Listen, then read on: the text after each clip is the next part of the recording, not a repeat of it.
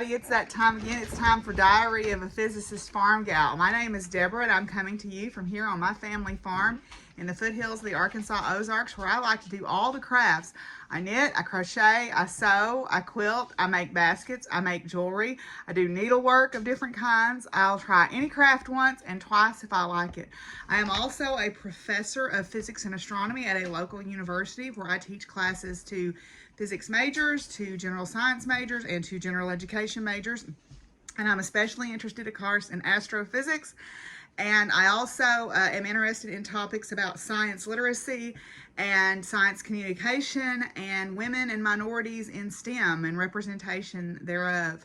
I am also a docent at our planetarium, although this semester, because of COVID, we are not having any planetarium shows. And last but not least, I am a farmer. I am a third plus generation family farmer here on my family land where my family has lived for over a century.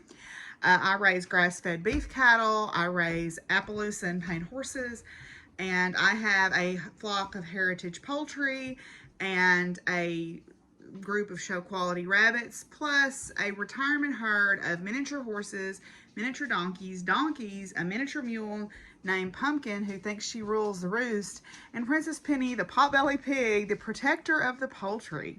And as you can tell from my now somewhat more subdued little co-host Willie here, I am fur kid mom to 14 dogs, 7 indoor cats, and an undetermined number of outside barn cats. So if any or all of that sounds interesting to you, come on along as we do our next episode of Diary of a Physicist Farmgal.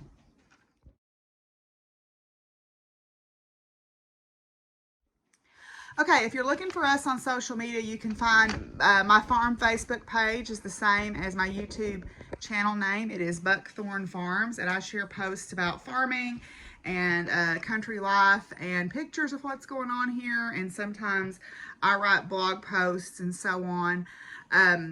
And also, you can find me on Instagram and on Ravelry as Doc Firewoman. Again, I share a lot of animal posts and stuff there too, and gardening and stuff. I also have a Twitter account under Doc Firewoman, but I am a pretty socially liberal Democrat, so unless you like to read about stuff like that, probably best not to follow me on Twitter, because I'm pretty outspoken on Twitter, where I keep things to a dull roar other places. There is a Ravelry group for the podcast, Diary of a Physicist Farmgal, where you can find out about make-alongs and giveaways and things like that. Currently, we are running several make-alongs. I'm not going to go into a lot of detail on them, but I will just say go over to the Ravelry group if make-alongs are your thing. I am jointly hosting a make-along with Kirsty from Grenade Creations podcast called the I Am Worth It 2020 make-along, where we're going to make something for ourselves, and that is running now until October 31st, running till Halloween. So make something for yourself, and it's pretty wide open what you can make. So go there and find out about our make-alongs and stuff like that. I would love for you to participate in the make-alongs because I enjoy them. I haven't been great about keeping up with the posts lately, but I have gotten back on Ravelry. I know there's been some issues with accessibility for people, so in the future I'm going to try to find a way to run some make-alongs through hashtags on Instagram and everything too, unless that accessibility issue gets resolved. So yeah, so that's all the admin stuff for today. So I'm going to move on, and I have a finished object this week. So yay me.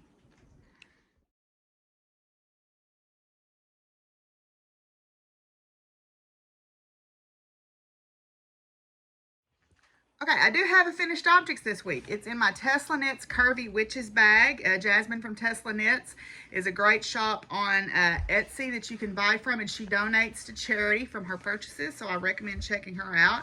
I have completed the Valentine Heart Doily, by Anne-Marie Wilkerson, and here it is. I haven't blocked it yet, but I have got all the ends woven in. It is a nice doily. It's made in components. So you make the hearts first, and then you join those, and then you have this stand-up lace section as well. So this is all done in thread. This is thread crochet, so it qualifies for my string along, make along.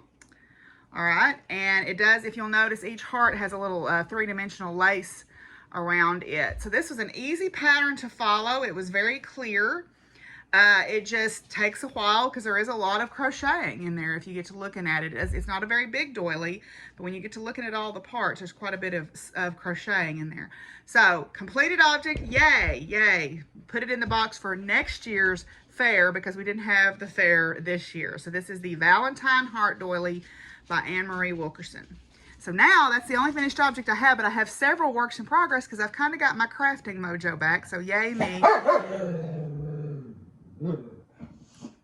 The children can't seem to share a bed. Isn't that lovely? Okay, we're going to move on and talk about finished objects. No, we're going to talk about works in progress because I got distracted by the dogs barking.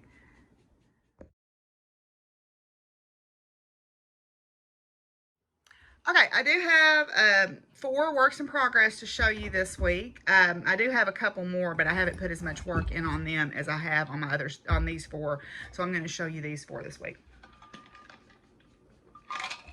And yes, one of the dogs chewed my shirt arm, but I like this shirt because it says homegrown across it. It's from Hillcrest Waterbugs here in Little Rock, the Little Rock area, and they donate to various charities that I approve of. So my first one is in my April 9 Designs bag. It's a double sock bag where you can put 2 skeins of yarn in it and knit 2 at a time socks.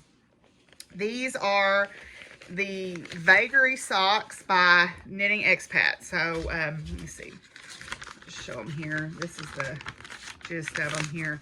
So this is kind of what they look like. They're a patterned sock. It's a little bit hard to tell the pattern, but they are a simple patterned sock. And I am knitting these out of String Theory Colorworks yarn. And this is one of her colorways. I think it's W49B, and it's named after a supernova remnant. Now, the last time that I talked to you guys, I was down here. So I've put this much on my socks, and I'm on the cuff. So I'm actually going to do these as an afterthought heel. So I'm just knitting basically a tube sock right now, and I'm onto my cuff. All right, so I'm on the 2x2 ribbing, and when I get that done, I've marked for my heel, and I'll be putting in an afterthought heel on these. But this is a supernova remnant inspired colorway, and you know I loved that because, hey, that's what I love about stellar astrophysics is those good type 2 supernova remnants. My progress keeper is a little panda narwhal there by Charmed and Dangerous, who is one of my favorite charm makers. So these are the Vagary socks by Knitting Expat. So you can see the patterning a little bit there. These were part of her Wanderlust Sock Club from 2018. I bought all the patterns and I'm just now getting around to making them. I'm coming around to liking socks. I won't say that I love them yet, but I am enjoying having them as a between classes knitting project, or if we're having a discussion in class, they're good to keep my hands busy because they're kind of my fidget spinner for class. So socks. My next one is in my Home Row Fiber Company bag.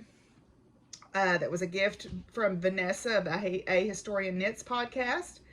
I am working on the Calavera shawl, which was the Samhain shawl from the Celtic Year Shawl Club by Woolly Wonka Fiber Company that came out started in October of 2018. Let's see. So it's the Calavera shawl by Lori Law. And in the club, we got the yarn, the pattern, and some extra goodies. And I'm just now getting around to starting to knit these. So I'm making pretty good progress on this. I think I've got one more repeat to be done with this section. So this is a long sort of arrow-shaped shawl. The yarn is Woolly Wonka Fiber Company Spiced Apple. All right, it's very luxurious feeling. It's her Nimaway sock base, and it's a very luxurious feeling yarn. And this is a 1 skein shawl. So the last time you saw this, it was, where's my little marker? The last time you saw this, it was down here. Okay, so I had knitted just this portion here, and now I have gotten up to here. So you can see where my marker is at down there, here, up to here. It does have beads running up the central spine, and the lace section is supposed to kind of look like skulls in representation of the Day of the Dead. So I have one more. I'm about halfway through this lace repeat, And then I have a garter, one more garter repeat, and then another lace repeat and a garter repeat, and I'll be done with this section. Okay, so yeah, so that is the Calaveras Shawl by Lori Law, out of Woolly Wonka Fiber Arts, Spiced Apple. So, Celtic Year Club shawl. You can buy the individual patterns now that the shawl club is over. I believe you can buy these individual patterns now to make for your own self. Okay, so that's my 2 fiber ones. Now I've got a couple of stitching works in progress that I'll share. Speaking of Vanessa from A Historian Knits, she is having a stitch along for Jardin Privé, or the private garden sale, as she's calling it on Instagram, and she's running it through the hashtag on Instagram. And it has to be one of the Jardin Privé patterns. There is a free one. There's also some pay-for patterns. So I am making the Farm Quaker. And if I remember, I'll stick a picture in here of what the completed thing looks like. I have finished the central medallion on it. I haven't put the date on it yet because I'm trying to decide if I want to put this year on it, because I don't know if I'll even finish it this year, if I put it this year on it, or if I want to put the year that I established my farm on it, or if I want to leave it blank in case I don't finish it until 2021. So the year would be 20, and then whatever, 20, and then whatever I decide to put here. Haven't decided that quite yet. I did have to pick out, I had stitched the beehive on the top here, and I had messed up, so I pulled it out. And then that's my Salem, Massachusetts, home of the witches, needle minder there. So yeah, so that is Jardin Privé Farm Quaker. That's the central medallion of it, and I'm stitching that in the Gentle Arts Buckeye Scarlet. And then this is, I forget what this fabric is, from 123 Stitch, and I forget, it's just a 28 count. I'm doing it over 2. Forget the fabric identifier. I apologize, I should have looked that up. So anyway, so there's that. I probably shouldn't put that up there and knock my camera all around. The other thing that I put a little bit of time in is my Frosted Pumpkin Stitchery Chinese Zodiac. I'm keeping this in one of my April 9 Designs bags here. This one is the Gasleys. It's got the little witches on it there, which I love. This is the Chinese Zodiac stitch along that they're doing this year, and this is where we are so far. I'm a little bit behind on it, so I'm working down in here on these animals right now, and I still have the background to do. So this is where I am. Okay, I think the last time I showed this to you, I was up here with the tiger, and I've added this part down here with the rabbit and the dragon, and then the snake will go here, and then a horse and a ram and a monkey. So yeah, it's been a fun stitch along. This was a kit from Frosted Pumpkin Stitchery. I'm also doing their Animal Almanac, but I've kind of stalled out on that. So yeah, so those are my works in progress. So I'm not going to show any future crafting again. I'm trying to get some stuff finished, so we're going to kind of skip over that, and we're going to move on and talk just briefly about acquisitions.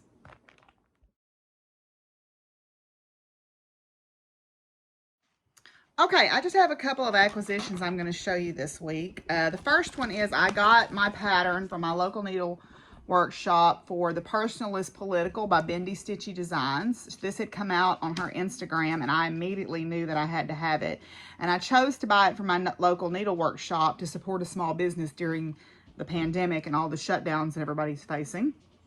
So I did purchase this, and I would like to make it fairly soon. I do have one of the new Be Stitch Me Fabric of the Month clubs. It's not a pink, it's sort of a purplish lavender color, but I think that that would work well for that design as well. So I think I'm going to try to make that fairly soon. I know that Jules from Moonshine Crafter has been making it, I think she's already finished it, but I want to try to make that because that speaks to me, especially during this time.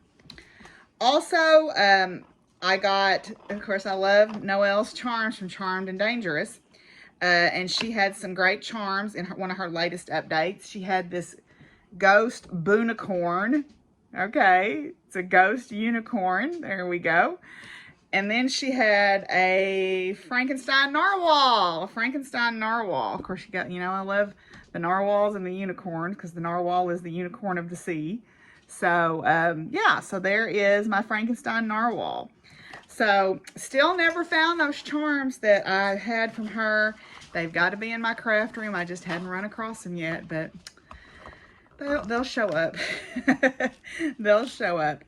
But anyway, so those are my only 2 acquisitions I'm going to share with you this week. So let's move on and talk a little bit about science.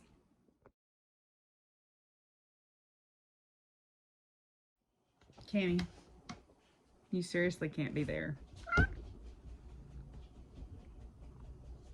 See? Yeah, you're a good kitty.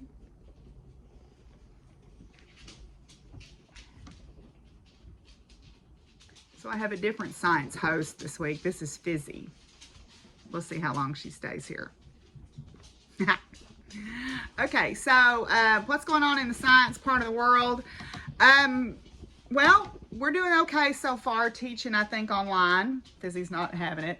Okay, you're going to go back up there? Okay. She likes laying on that Afghan I've got spread out back there. Doing okay teaching online. I mean, it's not optimal, but it is what it is, and we just have to kind of deal with it. Gave my first exam. That's been going, you know, pretty okay. I mean, I've enjoyed getting to interact with the students that I can interact with on Zoom, and that helps. Right now, campus is pretty desolate. I haven't been to campus in a couple of weeks, but one of my colleagues went down and he said there's hardly anybody teaching live this semester. And I hate that for our freshman students especially, because they're trying to connect, you know, and trying to look for belonging, and being able to connect like this is just difficult. Tuesday night, I'm actually doing a little meet and greet with the STEM Residential College, and gonna get to visit with some of our different science majors. We're still going to try to do Super Science Saturday, but it's going to be a science video instead of the live interaction, which, you know, that's not optimal, but at least it's better than nothing, I guess. So far, the classes have gone well. We've had some interesting conversations in the Honors College class where we're talking about science for everybody. One of my co-workers who used to be a student of mine and is now back working with us, and I are co-teaching that class, and it's been a lot of fun. It's interesting to get the different perspective. I've got a really good group of majors this semester, it seems like, too, and they've been very interactive. I'm using Flipgrid, which I already mentioned in the last video. I'm using Flipgrid as a way to kind of interact with them on a more personal level, and they seem to be responding to that pretty well. The problem that I'm having is just lots of hours of screen time. Like Friday, I was in front of my computer for 5 hours straight. And yes, I do the thing where I get up and I look around and I do stuff, but after a while, I'm just tired of looking at a screen. I'm tired of looking at a screen. I'm tired of sitting in front of a computer. And so a couple of things I've tried to do is I ordered myself some of those blue light filter glasses, and I got to reading about those, and you know, most of the reputable sources say they don't really do much good, but they might reduce the brightness, and that's where you get into more of an issue. You know, I looked up some references, and like the Harvard School of Medicine and the American Association of Optometrists both say that there is not enough blue light coming out of your home electronic devices to damage your retina, and which I wasn't even really worried about. I was more worried about just eye strain, and the eye strain is one of those things. It's more of how you use the screen rather than what's coming out of it. So I looked up on the it's the American Academy of Ophthalmology. The American Academy of Ophthalmology talks about, there's an article on here about blue light and digital eye strain. And they do claim to do things like improve the glasses, claim to reduce eye strain, improve sleep, prevent eye disease. So the blue light coming from computers, as they say, does not cause eye disease. It's not enough coming out of these devices to cause the problems like if you were to look directly at the sun, which does have a strong blue component and a strong UV component. The sleep issue is about the brightness of the screen. So now most devices have a sleep or a nighttime mode that you can put them in. I know my iPhone does. I'm sure this computer does, that I could set it up. And the eye strain more comes from not blinking enough and not taking enough breaks. And so I already wear contacts, which causes my eyes to be a little bit dry to begin with, although the new version of the contacts I have are a lot more porous, so I don't have as much trouble with that. But the 20-20 rule, which is every 20 minutes, look at something at least 20 feet away for at least 20 seconds. And that has to do with how our eyes change to accommodate close and far vision. When our eyes are looking at something up close, our lens in our eye is actually in a tensed position. There is a suspensory ligament in our eye that holds that lens in its particular shape, and its relaxed position is when the lens is long and thin, and that's for far vision. Now this has nothing to do with being nearsighted or farsighted.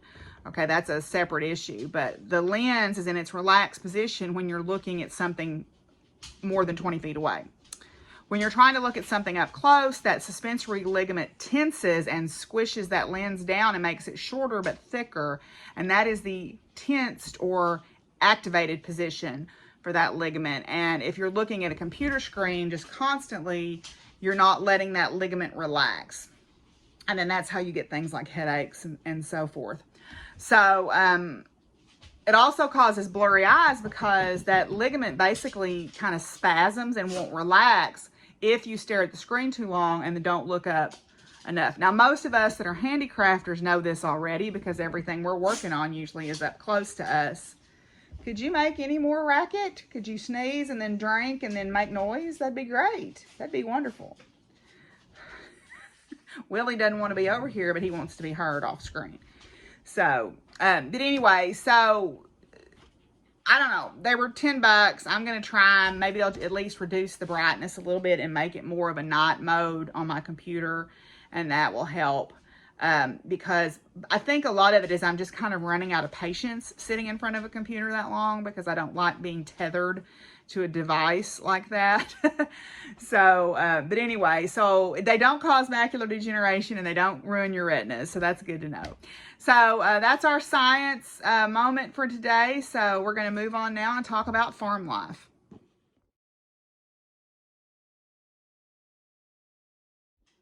Okay, so what's been going on here on the farm?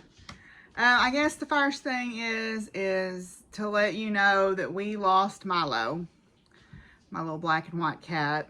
It was not entirely unexpected. When I took Milo on, I knew that he was FIV positive, and that can be an issue if you have other cats, but I talked it over with my vet, and she said that the risk of transmission was fairly low if they didn't fight. And he didn't fight with anybody. He was going to be killed. The people that I got him from were going to throw him in with their hunting dogs. And so I kind of weighed the options and went, okay, this is the way this is going to go, I guess. He had never been super healthy. And he had sort of oscillated between bouts of illness. And he just kept bouncing back less and less. And got really sick, and I stayed with him until he died that evening. It was Saturday evening, and I just made him a bed and laid with him until he passed. You know, that's the downside of having as many animals as I do, is heartbreak is never far from your front door. I guess the next thing is to say, I know there are a lot of my friends that I've made through the podcast and family members that are in terrible danger from these awful wildfires out in the West. It's truly terrifying to look at the fire map and how many active fires there are, especially in California and Oregon and Washington State. I've been watching posts every day on Instagram of my different friends that are out there that are being subjected to just the horrible conditions that are out there. And so I just hope every day that rain comes.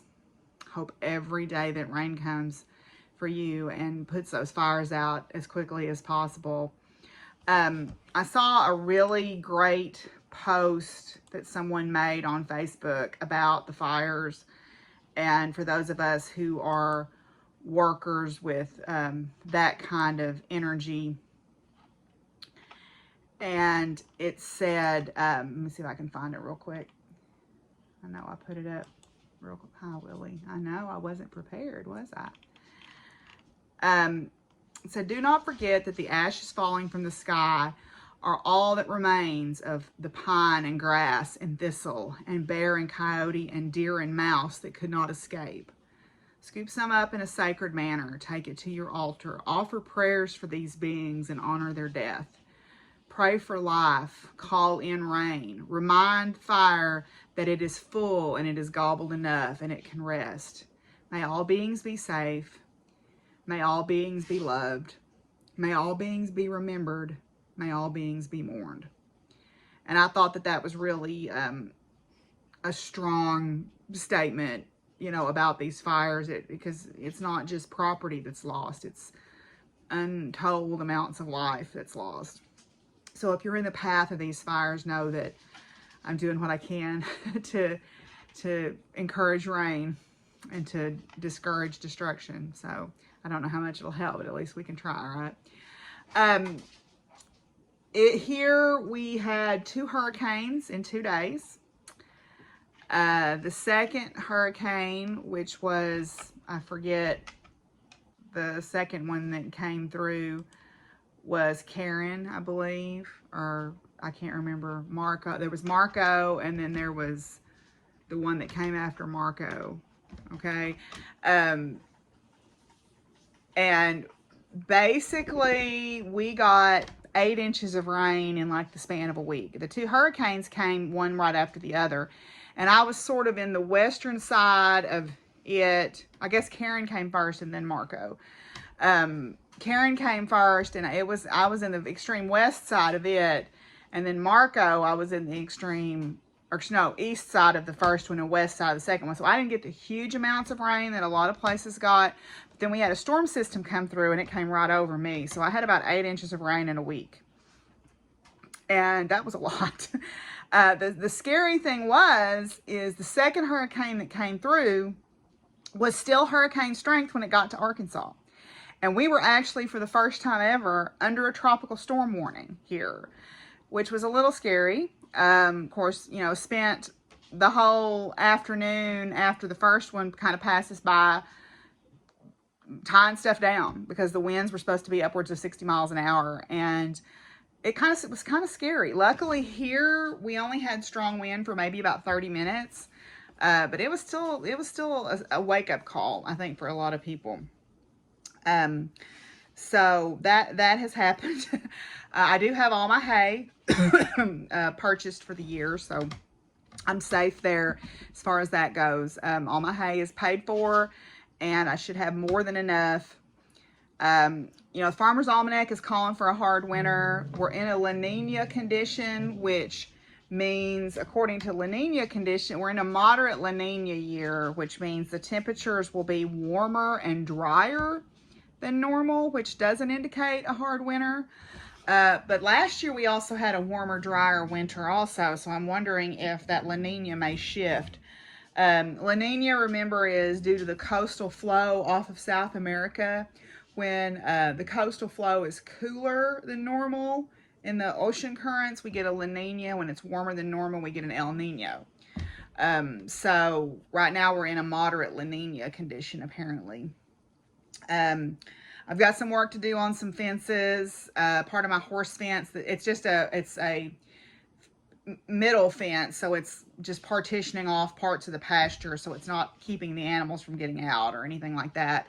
It needs a lot of repair work, so I need to work on that. I'm going to have a farm work day, I think, once the temperatures get consistently cooler. Working on fence when it's 95 is nobody's idea of a good time. We didn't have the fair, as I already mentioned, but I'm still canning. So my apples, before the hurricanes came through, I went and picked up all the apples off my tree. So I've done apple pie filling here. So I've got about 12 quarts, or I think 11 quarts of apple pie filling. I also did, I think I've got about 12 half pints of apple butter. Yes. And then kindly, one of my friends' mother-in-laws let me pick figs off their trees. And I was talking with Maria from Ninja Chickens, and she told me how to take care of my figs a little better so they might be more productive.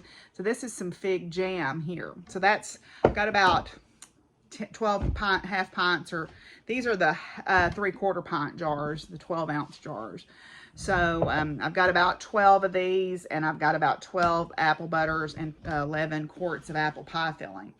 My quince trees have blight, and I don't know if they're going to make it. I'm a little concerned about that. I had been spraying them, and I thought that they were going to be okay, and then we had this really warm, humid spell, and they just got destroyed. I mean, it's kind of scary how bad they look, so I don't know if they're going to make it or not. We'll see. If they don't, I'll buy some more. It'll be all right. But my pomegranates, on the other hand, I've only got 3, but they're big. They're like the size you buy in a store, so that's pretty exciting. We've been working a lot with Trixie. I'm proud to say we have her now trotting with a rider on, so she has taken to that very well. I've been going to the barn still since I'm working from home. I've been going to the barn on Tuesday and Thursday mornings, still at 6, and then Fridays sometimes, and then we go on Saturdays for different events. So I've been able to work with her 2 or 3 times a week, and now we have her accepting a trot with a rider on her back, so that's pretty exciting, and I'll put some video clips in of that. We had our last play day for the Rainbow Riders and our awards ceremony yesterday. So we gave out all the year-end awards. And I've been really proud of that 6 a.m. group. They always showed up. They never complained. They were always on time. And we got some good work done this summer. So that's been really great. We have our last dressage show coming up too. So Denise, my coach, is going to come give me a lesson on Thursday. Flame and I have been doing really great. And I'm just gotta, you know, just keep working at it and keep working at it and keep working at it. One of the nice things is one of my coworkers has been doing a yoga Zoom on Thursdays and Sundays, and she's been working on, particularly on things that will help those of us who have to sit a lot at our desks during the day, and that also has translated to helping my writing because it has increased my hip flexibility and my shoulder flexibility, and that has translated to an improvement in my writing. So that's been a benefit of that. Garden's pretty well done. I'm still getting a lot of hot peppers, so I've been chopping those up and putting them in the freezer, or roasting them and putting them in the freezer. Don't really have much else going on out there right now. I am debating on whether or not I want to clean some beds out and plant some fall vegetables. We'll see if I decide I want to do that. This time of year, I'm kind of done gardening, to be quite honest. I need to clean it up and put it to bed. I need to strip the poultry pens and the underneath the rabbit cages again and add that to the bed so it can compost down over winter. I have been actively saving seeds, though. That's one thing I have been doing. I'm planning on having a seed exchange in the spring. So I am actively saving seeds for that. So that's pretty much sums up what's going on the farm. We're just kind of keeping on here as we roll on toward the fall and winter. You know, now my thoughts are turning to putting the garden to bed and preparing for winter. Hunting season will be coming up soon. I am going to still try to forage for muscadines. I've got a muscadine vine, a tame one, but I've also got some wild ones and maybe some nuts and wild persimmons and see what I can get. I did look at the grapes, and the grapes that I have growing wild up in the pasture, I guess are what do they call fox grapes. They're little tiny ones. They got a lot of flavor, but they're tiny. They're about the size of the end of your pinky finger. So it would be a lot of work to get enough of those to do anything with, so I just left them for the animals. I did root 2 vines of them, so I'm going to grow them just for fun to see if I can. I've got 4 muscadines growing out there too, so I'm going to add those to my orchard as well. So yeah, so that's kind of where we're at, and we're going to move on now with a few final thoughts.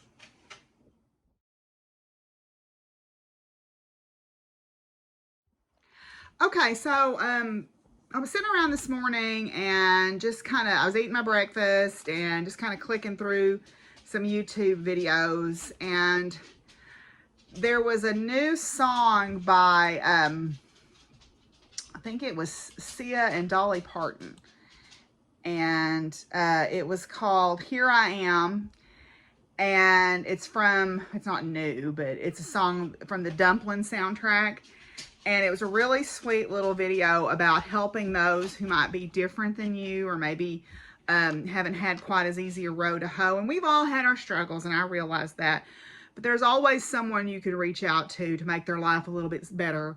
And very often it costs very little. Kindness is usually very inexpensive to offer.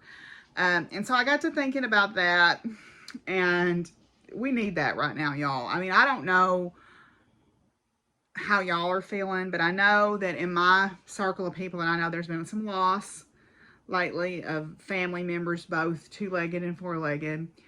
There's a lot of people who are just really struggling with the isolation. I mean, I know I am with this pandemic, this isolation that everybody's feeling. And I mean, I have the luxury of being able to go to the barn. And I don't know what I would do if I didn't have that. I know that these times are just hard on a lot of people that I love and care about because they are members of minority communities or marginalized communities that feel like we're under attack. And the world, if you allow yourself to get caught up in the whirlwind of news and things like that, the world is a disheartening place at times. But I also try to take heart when I hear about different people doing kindness. Like today's Google Doodle was about a young man named Terry Fox. And Terry Fox was only in his teens and 20s when this happened. But he was a Canadian athlete who was diagnosed with cancer and ended up having to have his right leg amputated. He had osteosarcoma. And he ended up having to have his leg amputated. So what he did was he began something called the Marathon of Hope in 1980, where he was going to run across Canada. And he hoped to raise $1 from each of Canada's 24 million citizens. And he ran basically the equivalent of a full marathon each day. And unfortunately, he was forced to end his run outside of Thunder Bay because the cancer had spread and he passed away before he could complete his journey. But the idea that this 22-year-old man felt so strongly to try to bring awareness to a condition that could have let him be bitter and angry and not care about other people, but he tried to turn it into something that would help others. And that kind of got me thinking about helping others.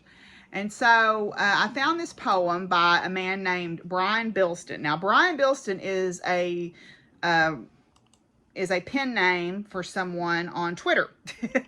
And he is sometimes called the poet laureate of Twitter. Nobody knows his identity, or that's the way he wants to keep it. And he is posts commentary and writing and stuff on Twitter all the time. And so he is purposely cryptic in some of his messages, and I thought that was really, really fun. A fun idea that someone just wanted their work to speak for them rather than people knowing who they were.